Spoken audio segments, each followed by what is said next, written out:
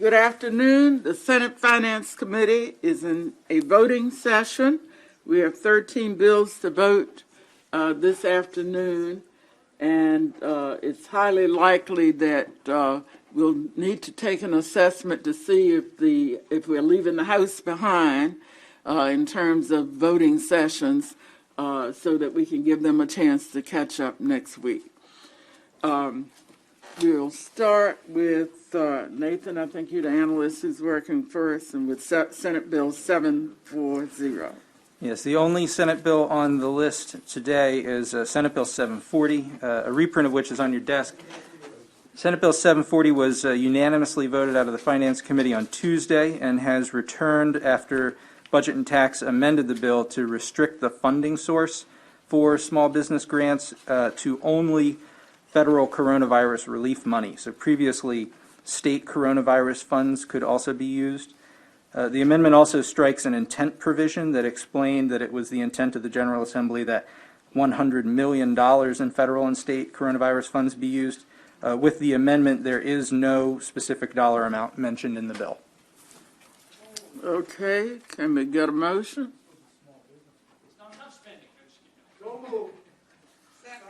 Okay, it's been moved and seconded. Any discussion on the bill as amended? The only discussion I have, Madam Chair, sorry, is why did they remove the You're going to have to talk up. Remember that the public is trying to hear us. Thank you very much. Thank you, Madam Chair. Why did they remove the dollar amount? So the dollar amount in the bill, as we voted on it previously, was not a requirement. It was aspirational. And so I believe that by restricting the funds to only federal coronavirus relief money provided to the state, and by removing the dollar amount, they felt that it put the bill in a better posture to move forward. Okay, thank you. All right. All right. Okay. Senator Hershey? Thank you, Madam Chair. Along those same lines, we sent two bills over to B&T to take a look at. Did they send the other one back? They haven't taken it up yet. Because that one had prescriptive amounts in it as well, too. I think that's still being studied by B&T. Okay. I mean, this is the one that was benefiting the small businesses, and the other one was benefiting It was focused on worker training programs. Yeah, okay. All right. Okay, thank you. Do we have a motion by anyone? Oh, we do. Motion and a second. Any discussion on the motion? All in favor, please raise your hand. Okay. If you're opposed, raise your hand. Okay. Thank you. So the next bill for consideration is House Bill 30. So this is a bill that we heard on Tuesday. As amended, House Bill 30 adds to the charge of the Office of People's Counsel.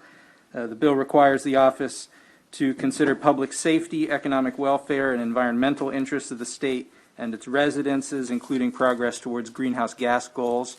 The office must hire at least one assistant to focus on environmental issues, and the bill authorizes the office to hire related experts. The bill alters the cap on the annual assessment to support the office's operations from 0.05% to 0.074% of certain utility operating mechanisms. The bill adds the People's Counsel or their designee to the Commission on Climate Change and the Maryland Zero Emission Electric Vehicle Infrastructure Council. There was no opposition. There's a reprint in front of you that reflects a technical amendment that corrects a citation to a chapter law. So you need someone to move that amendment, the technical amendment? All right, we've got a... All right, Senator Reedy. Can I just ask, I'm fine with the amendment. They said there was no opposition, but I'm looking at the testimony from the bill, and it's unfavorable from at least one or two here. Maybe it's just Pepco. Can I just ask what the question, or the reason I think I might want to not vote for this bill is the aperture of the Office of People's Counsel seems to historically have been focused on advocating for the consumers, if we start adding more and more things to that list of things they're supposed to watch out for, and then you can say, oh, environmental concerns, that's helping consumers too, but that really does branch into a different area than consumer rights relative to how much they're being charged, fair practices. So are we going to come back and add more things for the Office of People's Counsel to do in the future? I just put that out there. The answer from, I think, from a number of people on the committee will probably be yes, but I don't think we should. So It's a fair question whether they have the expertise to deal with the environmental issues or not might be concerning. Somebody needs to deal with them, and Office of People's Counsel really.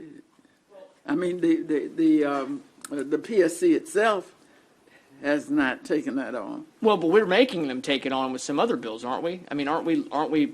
Didn't our good friend from Montgomery County have a bill that's requiring? It's not law yet, but it's requiring that they look at the impact on climate change as they approve electric generation stations and other things like that. I mean, I guess I'm just saying, just putting aside the politics of it for a minute. I mean, you're the Office of People's Counsel, historically has been sort of focused on one area, and it's On economics and treating the poor and the underserved well. fairness in pricing, fairness in utility practices, and I think it's an important adversarial role that they have. So anyway, that's just my 2 cents. I don't think I'll be voting for the bill. All right, Senator Hayes, did you? All right. Are there any other questions? Yes, Senator Feldman. Yeah, just to be clear to Senator Reed's point about as I'm understanding it, as amended by the House, there was no opposition. In fact, if you look at the witness list here for our committee, there is no opposition, utilities or otherwise. Just want to make that clarifying point. So for whatever reason, the utilities pulled back and are not opposed to the bill. Okay. All right. Are we ready for the question? All in favor, please raise your hand.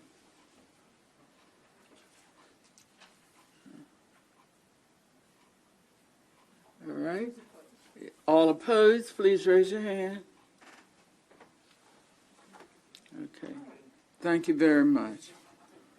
Okay, we'll move on to House Bill 654. Yes, House Bill 654 alters the terms Small Business Innovation Research Grant and Small Business Technology Transfer Grant for purposes of the Maryland Small Business Innovation Research and Technology Transfer Incentive Program within TEDCO. Also, the bill alters the circumstances under which an award or investment recipient may be required to return certain funds, requires the program to prioritize awards for certain small businesses, and expands the types of small businesses to which the program, in coordination with similar programs, is required to conduct marketing and outreach. There was no opposition. For reference, the House voted this bill 135-1. All right, we got a motion favorable from the Vice Chair. Senator Hayes. Thank you, Madam Chair, and I apologize. I missed part of the hearing yesterday. But the certain businesses that are being prioritized, where could I find that language at in the bill, Nathan? The businesses that are being prioritized. Yes, ma'am. So that's on page 4, lines 28 through 31. The program shall prioritize providing awards and investments to eligible small businesses that are engaged in research and development activities that assist the prevention of, preparedness for, or response to a public health crisis in the state. Gotcha. And does it specify by what percentage of those awards should be, would that constitute if they prioritize that? I do not believe so. All right, Senator Feldman. No, I had moved favorable. All right, Senator Augustine. They added language about women-owned small businesses. I thought that they fell under the disadvantaged small businesses, or is that something different?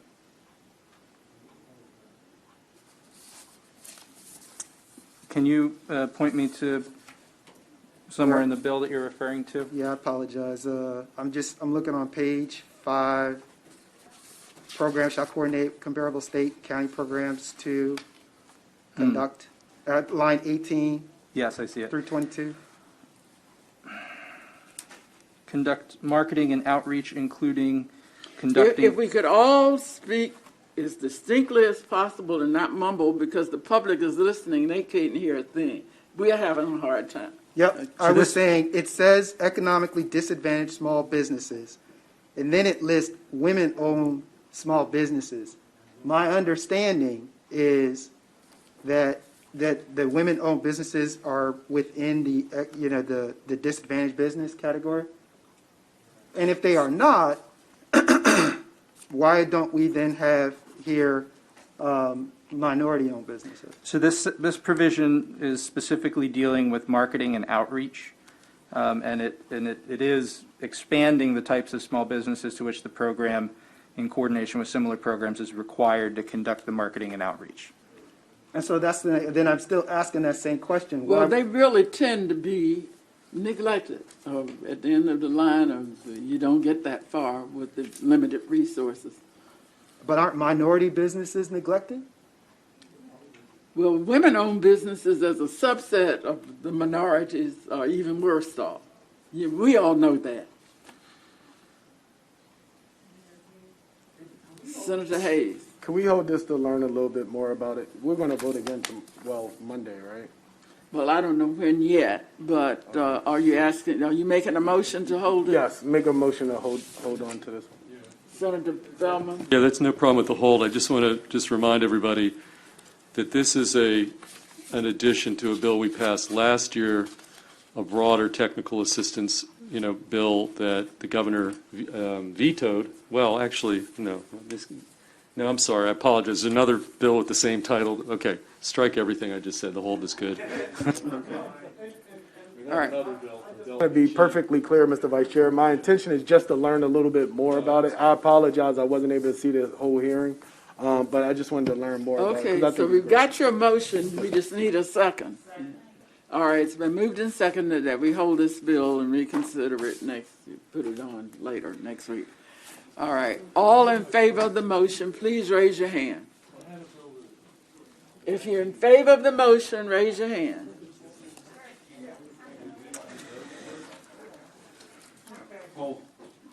Okay. You got the, No. The next bill, House Bill 853, expands the eligible uses for the small minority and women-owned businesses account during a declared federal or state declaration of emergency in order to allow financial assistance to a small minority or women-owned business to be in the form of a grant or to allow for a portion of the loan to be converted to a grant. The total amount issued or converted to a grant can't exceed $50,000 for a single business. An amendment offered by the Department of Commerce reflected in the reprint would increase from $2.5 million to $10 million the aggregate total of financial assistance provided from the account during a declared disaster or state of emergency.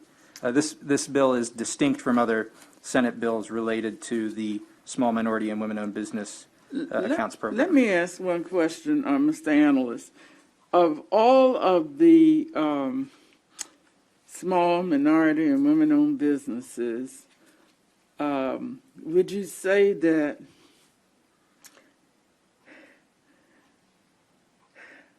they aren't all right now, and they haven't in the past been treated equally, all of the categories? And on the last bill, we had the question about the various subsets.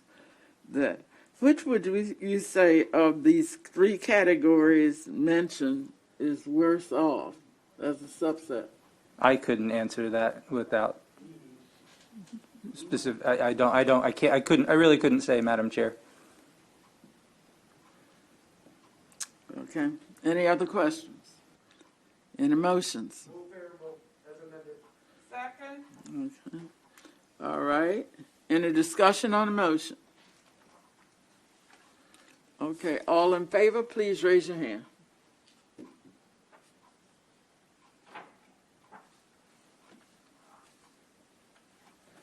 Okay, all opposed, please raise your hand.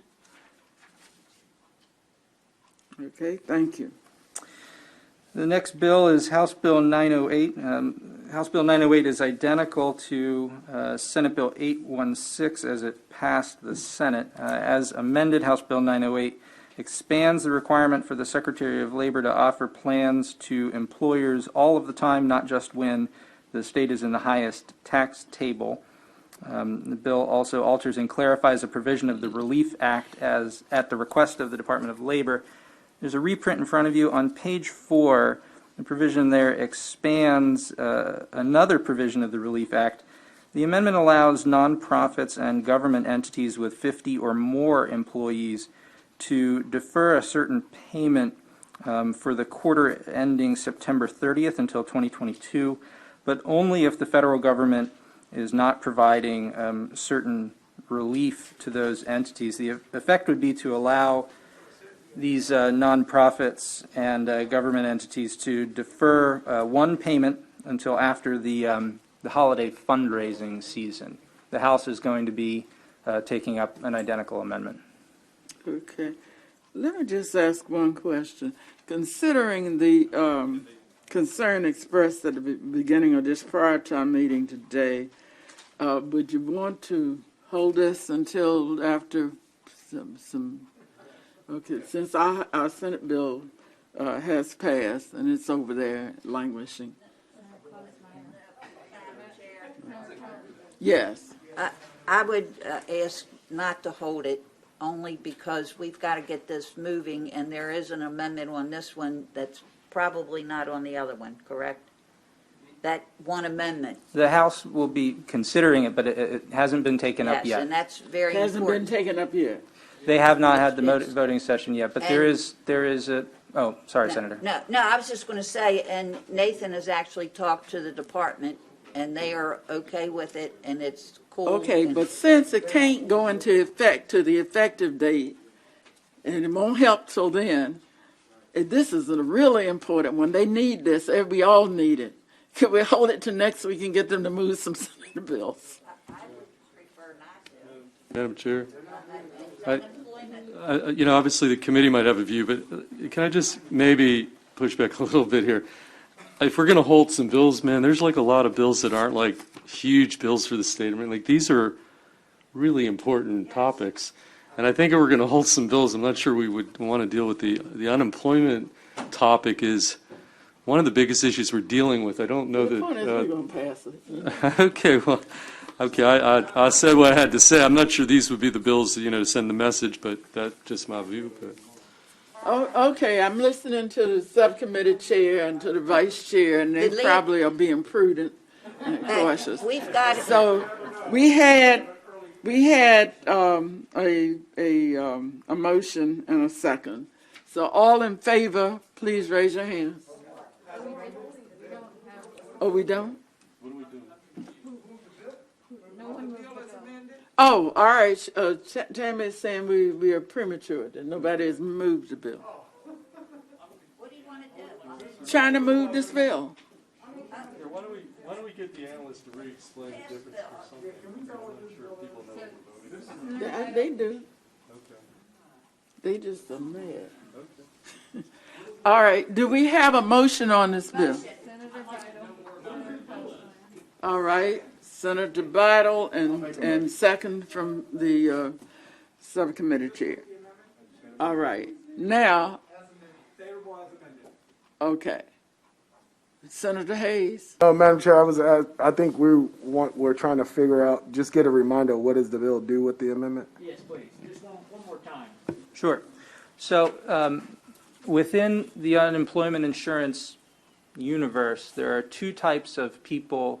There are contributors, people who pay unemployment insurance tax, and there are reimbursers who promise to reimburse the trust fund for any claims that are paid out on their behalf. We allow nonprofit entities and government entities to be reimbursers. So we have provisions in the bill as it was originally amended and that was sent to us by the House that deals with payment plans for the contributors, which allows the department to set up ways for them to smooth out the cash, the money that they owe in unemployment insurance taxes. We also have a provision in the Relief Act which deals with the reimbursers, which says if you have fewer than 50 employees, you can defer for multiple quarters during calendar year 2021 the payments that you have to make back to the trust fund for benefits that have been paid out on your behalf. What we're doing here is we're expanding that deferral option to the large reimbursers, but only for the calendar quarter ending in September, and that would defer it to the beginning of 2022. And what that would do for the nonprofits, it would allow them to fundraise over the holiday season, which was understandably a bit depressed last year because of the pandemic. And then in calendar year 2022, they would resume normal reimbursement payments, but having had the benefit of the holiday season. One thing that I'll mention is that right now, under federal coronavirus relief legislation, 75% of the reimbursement payments are actually being picked up by the federal government. That protection is scheduled currently to end on September 6th. And that is the reason that we are making it so under this amendment that the reimbursers are only to defer the quarter ending September 30th. So in that case, Nate, if the federal government is covering the cost, there's no loss really to the state, right? Is that what you're saying? The effect of the deferral is largely fiscal neutral. So if there is a positive balance in the trust fund at the time the deferral for these large reimbursers take place, then there won't be any additional borrowing required, which would result in some small amount of interest payment. But because we're only deferring it one quarter, it would not be a significant amount of time. Ultimately, all of the money will be paid in as it is currently being paid now. Thank you. Is there, Your light on? I think so. Okay. So this all sounds good. Is there a concern that, so we defer it for the nonprofits? They don't have to pay until 2022? Yes. Will they have to pay extra because they deferred it? No. How do we figure that out financially? Is it because of the federal money? I believe that the provision specifies that you can't charge them. I'm sorry, could you repeat your question? I guess I'm saying whenever I defer payment on, if I defer payment on something, I might be able to defer it, but then I have to make extra payments to make up later, right? But this sounds like it's a forget. I'm okay with it. I'm just trying to be sure we don't have a cliff situation or maybe a mountain situation. I think this is some of the federal relief that we're using in this manner because they have been so hard hit and because they are serving the underserved and entities that aren't served elsewhere and they aren't bringing in anything right now. No, I understand. I'm not against it. I just want to understand how the money works. So under the current provision of the Relief Act that will be applied to all reimbursers for this calendar quarter, and it says at the top of, I guess it's the unnumbered, what would be after page 4 of 6, they may not be assessed interest that accrues on that deferred payment. So they can just go back to resuming a regular payment schedule, but it's not extra payment. Correct.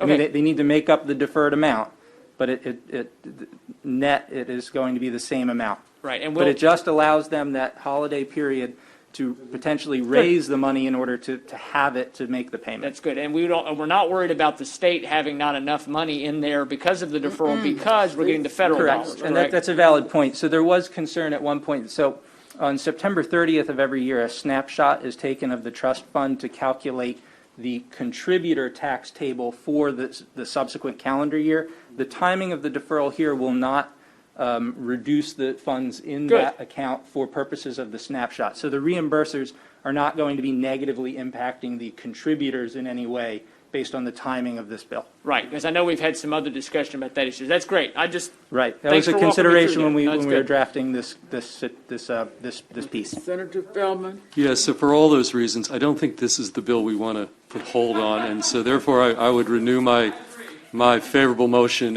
as amended with the amendments. Okay, we did have a second, I believe. Okay, Senator Battle, the second. All right, any further discussion on this motion? If not, or if you're ready for the question, all in favor, please raise your hand. All right, that's unanimous. Thank you. So the next bill is House Bill 1002. which we heard today. As amended in the reprint before you, House Bill 1002 is identical to Senate Bill 893, which passed the Senate unanimously earlier this session. Okay, any discussion on the motion? Not, if you're ready for the question, all in favor, please raise your hand. Okay, if you're opposed, please raise your hand. Okay, that passes.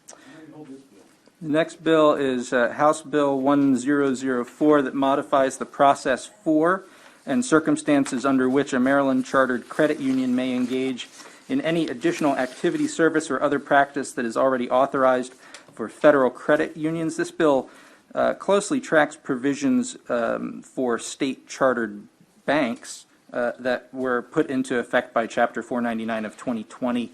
There's no opposition. Okay, any questions? All right, do we have a motion? All right, you're asking for a hold? Yes.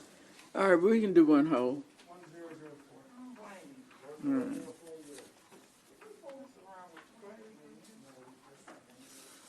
Okay. The next bill is House Bill 1138.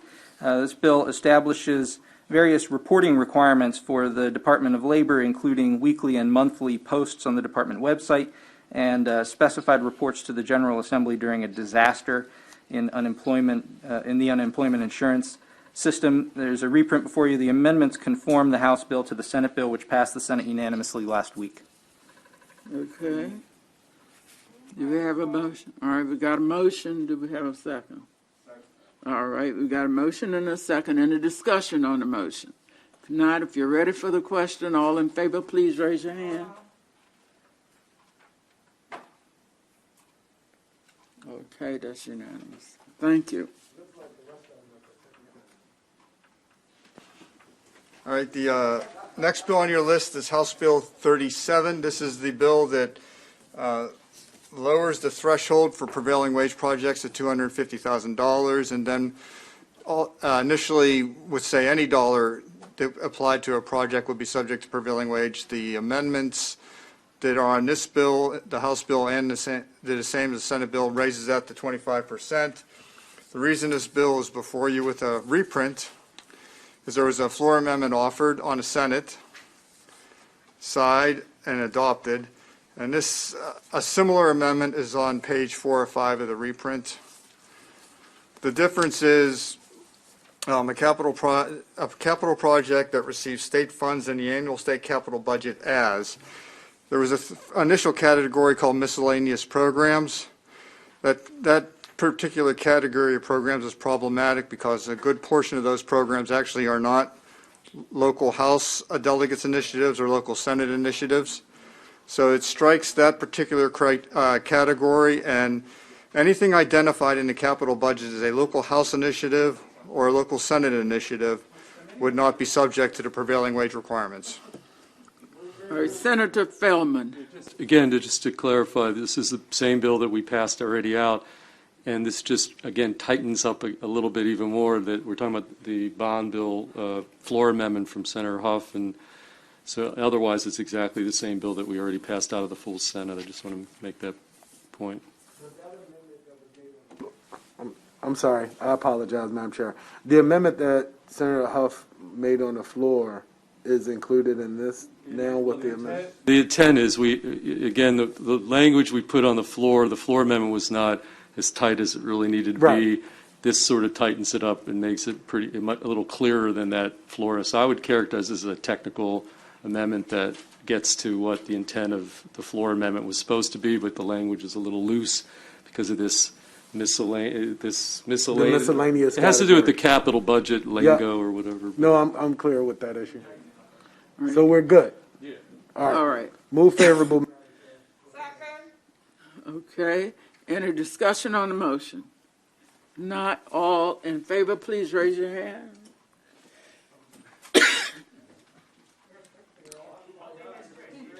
Okay. All opposed, please raise your hand.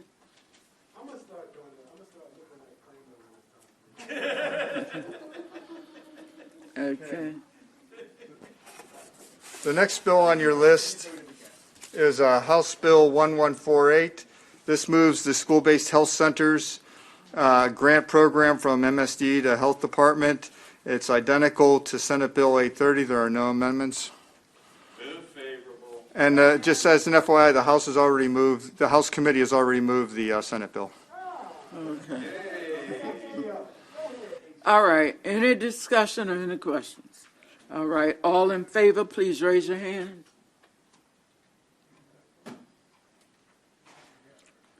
Okay. All opposed, please raise your hand. Yes, there was one vote against on the floor. That wasn't me, so I'll do it. Haven't put a bullet up yet. Okay. Here you go, Justin, you gotta vote now. Make it consistent. Okay. All right, and there's the last two bills on your list are Madam Chair, move the consent calendar. Second? Okay, we've got a motion and a second and a discussion on this motion. All right, if not, then all in favor, raise your hand. All right, that's unanimous.